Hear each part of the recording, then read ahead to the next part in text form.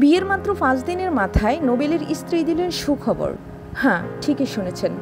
গত 19 জুন কারাগার ফটকে মেট্রোপলিটন ম্যাজিস্ট্রেটের নির্দেশে নোবেল ও প্রিয়া আবার বিয়ে করলেন। তাদের দেনমোহর ঠিক হলো 10 লক্ষ টাকা। ভালোবাসার বিষয়ে তারা আইনিভাবে এক হয়ে গেলেন। বিয়ের মাত্র 5 দিন যেতে না যেতেই শুনতে পাওয়া গেল প্রিয়ার অন্তঃসত্ত্বার খবর। আদালতের কাঠগড়ায় দাঁড়িয়ে খবরটি পেয়ে নোবেল নিজেই বিস্মিত হয়েছিলেন। নোবেল ও প্রিয়া গত বছর একই ছাদের নিচে থেকেছিলেন কাবিন ছাড়া।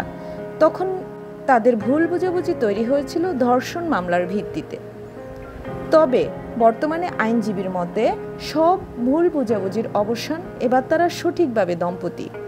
আদালতে ঢুকতেই নোবেল ছিল খুশি, প্রিয়া হাসি মুখেই এগিয়ে গেলেন।